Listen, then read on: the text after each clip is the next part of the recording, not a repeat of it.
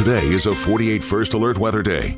Sponsored by Mr. Rooter Plumbing for all your emergency plumbing services.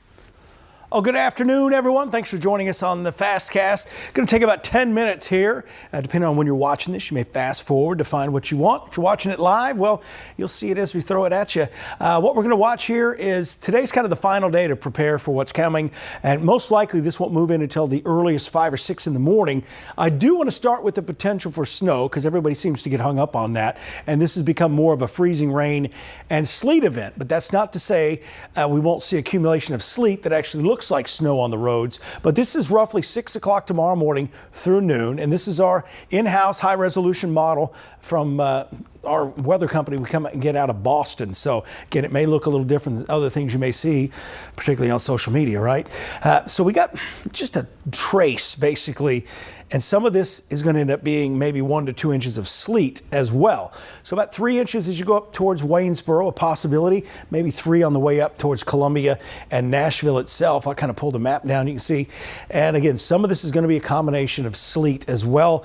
And I think we're going to see a lot of sleet, especially the northwest corner of the state. Hopefully we see mostly sleet and less in the way of freezing rain, because freezing rain is the rain that's super cool and freezes on contact on those bridges and overpasses, and more importantly, your power lines and the trees. And once you get above 1/4 of an inch of what we call accretion instead of accumulation, in the sense of ice collecting on those things, you get problems when you start to see that. And we are seeing several indications that we may get as much as 1/2 inch, and the winds will gust as well to around 20 miles an hour. I put this real busy graphic together, and I only will show it on social media and right here on our Fastcast, because it gives you a little bit more time to take everything in. Notice the time here at the top. We're looking 5 a.m. and I've got another graphic that shows the other communities. And if you don't see your town or city, you're just going to have to do some math and figure out how close you live, proximity to these areas, because I can't put everybody on the map. By 5, 8 o'clock, many areas see this change over to rain. However, as you see, Florence and Russellville out there in the extreme northwest corner of the state where we have the ice storm warning, it's still possible we'll have a mix, and it changes to rain there overnight. The challenge is, if we have several hours of this wintry mix and a lot of it's freezing rain and the temperatures stay in the upper 20s, we're going to have issues. There are going to be power outages. We're going to reach those 1/2 inch totals. So hopefully, as I mentioned earlier, a lot of this will come as sleet instead of the freezing rain.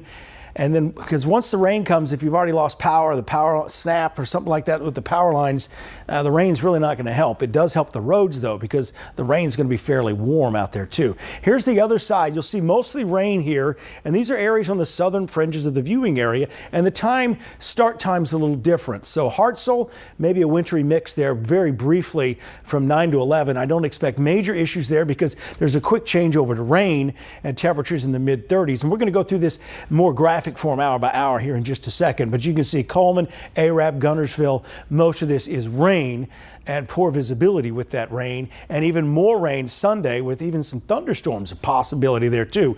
Scottsboro, we're talking a mix here between 9 a.m. and 4 p.m. Same thing for Boaz, but you get to Rainsville and Fort Payne, and I'm really going to focus on this area for you as well. And it's not going to surprise me if the model guidance keeps trending this way that you get upgraded to an ice storm warning in parts of Jackson and DeKalb County, which does include Rainsville, Fort Payne, Section, Pisgah, Rosalie, areas like that. And we're also seeing road temperatures forecast by our in-house Barron's model run here in town that shows some of those road temperatures could be below freezing overnight into Sunday morning. So we're going to start off with where we have the current ice storm warning in effect. These are freezing rain accumulation totals by the forecast guidance, that graph model we use. Again, the model from Boston. Those guys know a lot about winter weather up there in Boston. They're the ones who put this together. So we're looking, Ardmore could have some issues here. Fayetteville maybe approaching 1/4 of an inch of ice. Same thing Rogersville, but we're not seeing these 1 inch totals. But this will be disastrous in Corinth if it's all freezing rain. Again, some of this in the calculation, the formula that puts this algorithm together. Sometimes you're right on the fine line between that sleet and that freezing rain. I do expect some issues in around Florence, the rest of the shoals out towards Cherokee. Again, the farther west you are, the closer you are to the the colder air and the longer this event may last. Along Highway 64, Pulaski to the west, I expect some power outages there if this verifies. Keep in mind, when you get up to a ½ inch of ice on those power lines, it weighs about every 300 feet of that power line, you get 500 pounds of weight added, and when you get the wind, it just kind of swings the power line, and that's when you get the failures. Wanted to zoom in here on Madison County as well, just because it's the northern parts you get from Harvest up towards Ardmore and out to Elkmont. We're still seeing this fine line, whereas you get into South Huntsville, people are going to be like, well, what winter storm, right? That's just the proximity of it. And as we've been stressing all along, this is going to be a different storm for everyone. And for some areas, Somerville down towards Hartselle, I don't expect much issues there. New Hope, Owens Crossroads. Again, we get locked in up here as we get into the far northeast corner of the state. Some of these totals are even higher on the latest European model and the GFS model. If anything, the European model, we've been talking about models all week till it drives some of you crazy. So that's why we're kind of just sticking with one model, and that's our official forecast, and that's what it is here. But those other models, they are starting to trend a little bit south with more ice. So we're getting more concerned here with DeKalb and Jackson counties. You get into this hilly terrain, you get cold air pockets into the valleys that just kind of lingers there. And the other thing about this area is that area high pressure that's bringing the cold air in is going to provide more of an east wind here and lock in that cold air. It's called the wedge. So let's begin with the hour-by-hour look. And I put this sleet and freezing rain here just because some of you don't know what the pink is. The blue should be obvious. That's the snow chance. So we've got a chance of snow here. This is 7 o'clock tomorrow morning. Look at the temperatures, 23 in Florence. The road temperatures are going to be below freezing at the onset of this. So we do expect, especially bridges and overpasses, they'll become more vulnerable and slick before anything else. North wind at 9, gusting to about 20 miles an hour though. Notice the pink here and the delay in the rain, the drier air. It's already warmer here to start with in Arab, Coleman, Albertville, and even Fort Payne. So this is the tricky part. It starts out warmer, but it will get colder, and you'll see that coming up here in a second. That's just before 11 o'clock tomorrow. We continue to be concerned with far northern parts of Madison County, Limestone County, and then again in northern Lawrence County, all of the shoals down towards Phil Campbell and Russellville. Notice it keeps sleeting, it keeps freezing rain intact here in those same areas. So we're looking at several hours. That is why even though this changes to rain in most areas overnight tomorrow night, the damage may already be done on the power lines into the power grids out there. The roads may improve some, but again, they may ice up as well just because they'll be packed. I mean, if they're snow packed and sleet packed and icy. 245 though, Huntsville, downtown area up here towards Newmarket. That's that warm nose we've been trying to really nail down the last few days. It's just rain here in Scottsboro, Arab down to Coleman, and there's that rain, sleet, freezing rain, and rain line, we'll call it, down there towards Smith Lake. As we continue on, by 6:30, most areas are rain. There's still some sleet potentially. Again, I'm mentioning this as an exact form, but it's not an exact, it's an inexact science. So this is all still subject to change. But this is the best angle and approach we have as far as the modeling guidance goes, because it's usually pretty good. But you see the warming trend go up here towards Pulaski and Fayetteville and Athens. That should start the melting process that'll continue overnight.